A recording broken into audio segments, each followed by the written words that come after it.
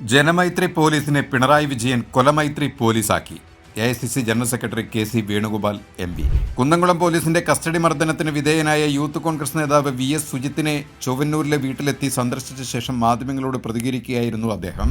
പ്രതികളായ പോലീസ് ഉദ്യോഗസ്ഥരെ സസ്പെൻഡ് ചെയ്തതുകൊണ്ട് പ്രശ്നം തീരില്ല. ഈ പോലീസ് ഉദ്യോഗസ്ഥന്മാർക്ക് സർവീസിൽ തുടരാൻ അർഹതയില്ല. മുഖ്യമന്ത്രിക്ക് അല്പമെങ്കിലും കരുണ ഉണ്ടെങ്കിൽ ക്രിമിനലുകളായ ഉദ്യോഗസ്ഥരെ സർവീസിൽ നിന്ന് പുറത്താക്കണം. ഇതിൽ സർക്കാരിൻ്റെ നിലപാടെന്താണെന്ന് അറിയണം.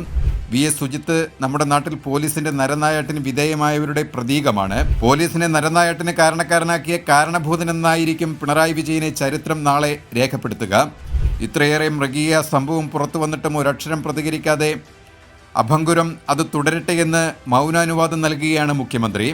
കഴിഞ്ഞ 9 വർഷത്തെ പിണറായി സർക്കാരിന്റെ പോലീസ് നയം എന്താണെന്ന് കാട്ടിത്തന്ന സംഭവമാണ് യൂത്ത് കോൺഗ്രസ് നേതാവ് VS സുജിത്ത് നേരിട്ട ക്രൂരമർദ്ദനം.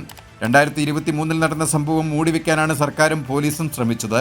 സുജിത്തിന് മർദ്ദനമേൽക്കുന്ന CCTV ദൃശ്യങ്ങൾ പുറത്തുവരുന്നതിന് മുൻപ് ഉന്നത പോലീസ് ഉദ്യോഗസ്ഥർ കണ്ടിരുന്നു. കസ്റ്റഡി മരണത്തെക്കുറിച്ച് അവർക്ക് അറിവുണ്ടായിരുന്നിട്ടും അവർ മൗനം പാലിച്ചു, റിപ്പോർട്ടുകൾ പൂഴ്ത്തിവെച്ചു.